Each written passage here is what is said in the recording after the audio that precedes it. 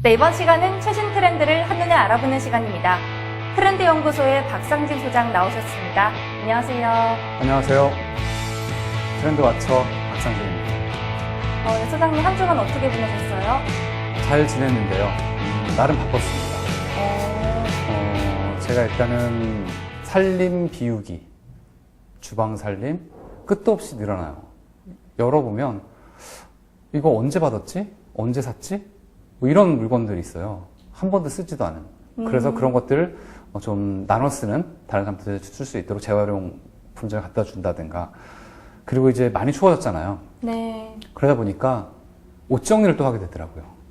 그래서 이제 옷을 버리는 거죠. 저 사실 열심히 버리거든요, 옷. 아, 요즘에 이렇게 버리는 라이프를. 네네네. 정말 살고 열심히 계신 버려요. 거예요? 근데도 하려고 마음 먹을 때마다 항상 버릴 것들이 또 있어요. 그래서 한 주를 그렇게 보냈습니다. 버리고, 비우고, 네. 나눠주고, 네. 네, 이렇게 보냈습니다. 네, 비우는 삶. 저도 한번 실천을 해봐야겠네요. 네, 그럼 오늘의 주제 화면으로 만나보시죠. 최근 덜컥 소비하기보다 빌려쓰기에 지갑을 여는 이른바 렌탈 라이프가 하나의 트렌드로 자리 잡고 있습니다.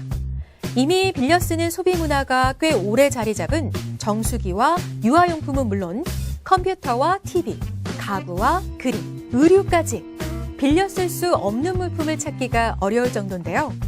이 때문에 업계의 구애 경쟁과 함께 렌탈 서비스도 한층 진화하고 있습니다. 오늘은 최신 렌탈 서비스 트렌드와 서비스 이용 시 주의할 점까지 꼼꼼히 짚어봅니다. 렌탈 전성시대가 오늘의 주제네요. 그렇습니다. 네, 이 렌탈의 개념부터 좀 알려주실까요? 쉽게 말해서 소유하지 않고 사용하는 것.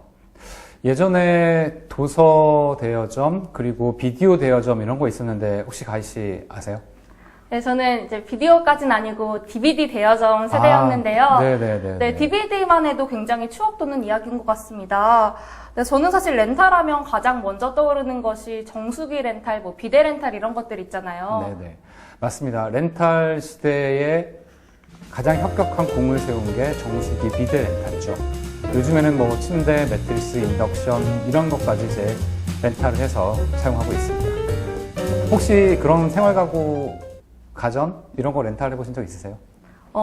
이제 저는 부모님과 같이 사는데 부모님께서 정수기를 지금 렌탈해서 사용을 하시고 계시거든요.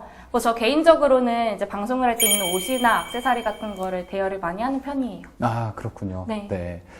이런 렌탈의 시대가 왜 생겼을까요? 렌탈의 시대가? 글쎄요.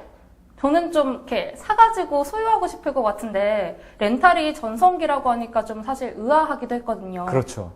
제가 또 그 의문점을 풀어줄 그림을 하나 소개해드리겠습니다. 네. 준비를 오늘도 많이 하셨네요. 그럼요. 네.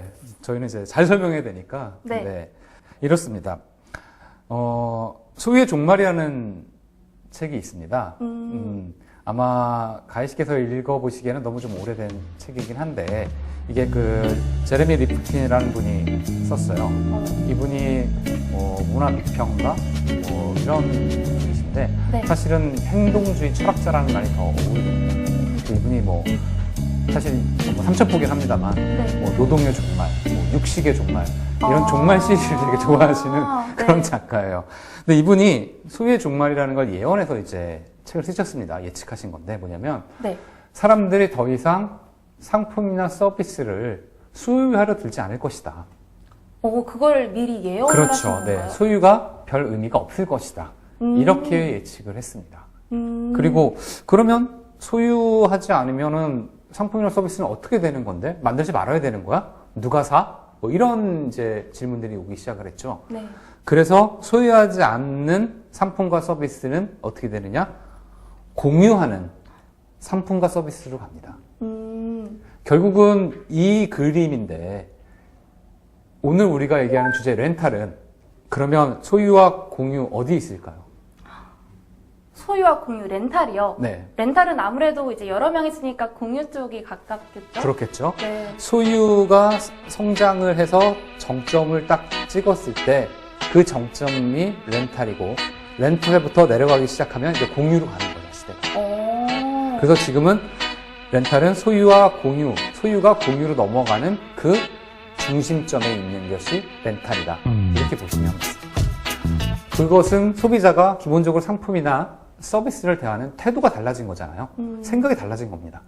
그래서 크게 세 가지 형태로 현실에서 나타나는데요. 첫 번째는 물건을 가능한 한 사지 않는, 쌓아두지 않는 미니멀 라이프를 추구합니다. 대표님이 지난주에 실천하셨던 그런. 그렇습니다. 네. 한 주 동안 제가 열심히 버리고 비우는, 물론 저는 저의 편의를 위해서 한 거지만 그런 미니멀 라이프가 실제적으로 사람들한테 전반적으로 인식이 들어차 있습니다, 현재. 그리고 두 번째, 내가 굳이 소유하지 않느나 그것이 필요해. 그러면 또 필요한 사람은 누가 있을까? 흔히 저희들이 얘기하는 공동구매라는 거 되게 많이 있었잖아요. 맞아요. 그것은 예전에는 여러 사람이 같은 물건을 저렴하게 사는 거였다면 지금의 쉐어링 라이프에서는 내가 갖고 있는 물건을 여러 사람이 쓰게 합니다. 그래서 네. 이 쉐어링 라이프라는 것이 만들어졌고요. 또 하나, 마지막으로는 우리가 필요하지 않은 물건을 예전에는 폐기 처분해야 하는 상태에서 물건을 내다 버렸어요. 말 그대로 폐기 처분이었어요. 그러니까 10년 전만 하더라도요. 무슨 자선 바자회 한다 이런 데 가보면 도대체 이 물건을 누구 쓰라고 여기다 갖다 놨을까 싶은 물건들이었습니다. 근데 지금은 기부한 물건들을 구매하러 보러 바자회 같은 데 가면 정말 좋은 물건들이 많아요. 그리고 심지어는 이거 진짜 헤리티지가 있는 거 아니야? 라고 생각할 만큼의 물건들도 있습니다. 뭐냐면 내가 사용하지 않고 소유하지 않는 것을 그것이 꼭 필요한 사람에게 기꺼이 기부하는 그런 기부 문화도 또 만들어지는 거죠. 그래서 크게 세 가지, 미니멀 라이프, 쉐어링 라이프, 그리고 기부 문화. 이렇게 세 가지의 것들을 지금 생겨나고 있습니다. 네, 제가 기사를 봤는데 한국 렌탈 협회까지 있다면서요. 그렇습니다. 네, 정말 렌탈 문화가 하나의 문화로 자리 잡았다는 생각이 듭니다. 이제는 빌려 쓸 수 없는 물품을 찾는 일이 더 어려울 것 같은데요. 그럼 이 많은 서비스들 중에서도 좀 주목해 볼 만한 렌탈 서비스 있을까요? 가장 오래되고 그리고 가장 많은 사람들이 사용하는 서비스, 바로 자동차 렌탈 서비스죠. 네, 저도 장기 렌트카 광고가 굉장히 많이 등장을 해서 이젠 자동차 소비 문화도 4차 개념에서 뭐 렌트카로 바뀌는 게 아닌가 하는 생각을 했었는데요. 장기 렌트카 이용 방법이나 뭐 개념 같은 게 좀 궁금해졌습니다. 네. 예전에는 렌트카 그러면 집을 벗어난 여행지에서 내가 차를 사용할 때 쓰는 서비스였거든요. 근데 지금은 일상 자체에서 사용하는 차를 렌트를 합니다. 그걸 장기 렌트라고 보통 얘기를 하죠.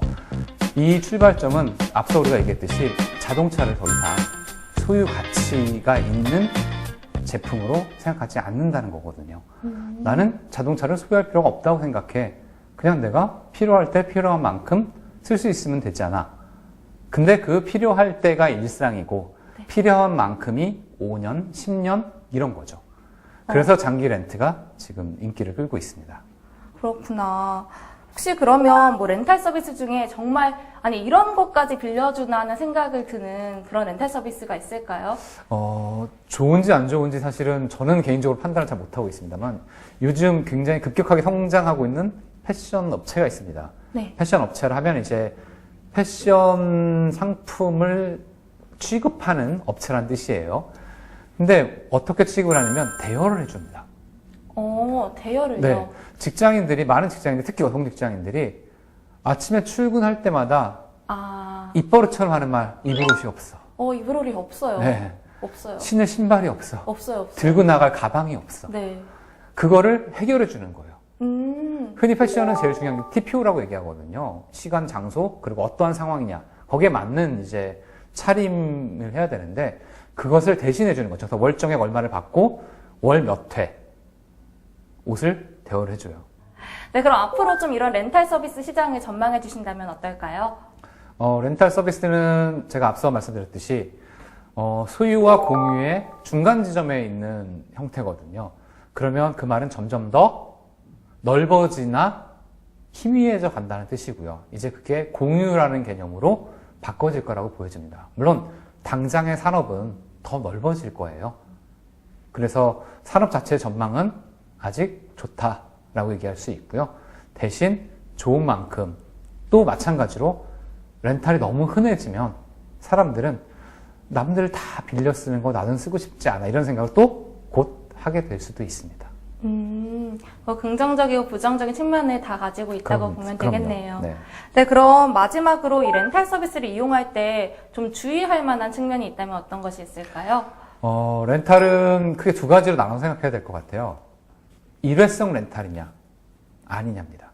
예를 들어서 똑같이 자동차를 렌탈을 하더라도 내가 제주도에 놀러 가기 위해서 2박 3일 렌탈하는 것과 일상에서 렌탈하는 건 되게 다릅니다. 어떤 측면에서 다르냐면, 물론 렌탈에 대한 조건들이 있죠. 뭐 그 사람의 신용 등급이나 뭐 이런 일반적인 경제적인 문제도 있지만, 실제 사용자 입장에서 일회성 렌탈은 좀 불편해도 괜찮아요. 네. 그냥 내가 하루 이틀 써도 괜찮은가 안 괜찮은가만 보면 됩니다. 근데 장기 렌탈은 사람의 심리가 사용하는 시간이 길어지면 길어질수록 소유하지 않기 때문에 대충 대하게 됩니다.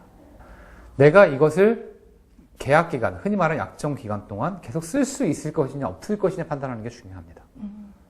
그래서 대부분의 렌탈 계약서는, 장기 렌탈 계약서는 뒷면에 아주 조그만 글씨를 한 구탱이에 이거를 해약하면 뭐 위약금을 물어댄다는 등 뭐 이런 게 나옵니다. 그러니까 내가 선택하는 서비스의 가격이 내가 위약금을 묻는다는 건 회사로부터 어떠한 혜택을 받았다는 거거든요. 물질적으로. 그래서 물질적인 혜택이 있는지 없는지 확인하고 그것이 반영된 렌탈 가격이냐 아니냐. 그리고 이것이 위약할 때 나의 책임은 어디까지냐. 이런 것들을 반드시 확인합니다. 그리고 그런 계약의 조건들을 꼼꼼하게 살펴보셔야 네. 그래야 불편을 겪지 않고 나중에 분쟁을 하게 됐을 때도 네. 소비자에게 좀 유리할 수 있습니다. 네, 소유보다 빌려 쓰는 소비 문화의 확산, 렌탈의 전성기에 대해서 이야기 나눠봤는데요. 네, 제가 말씀을 들어보니까 이런 렌탈의 양적인 변화보다는 서비스의 질적인 변화가 더욱더 필요할 것 같다는 생각이 듭니다. 네, 오늘도 트렌드 연구소의 박상재 소장과 함께했습니다. 고맙습니다. 감사합니다.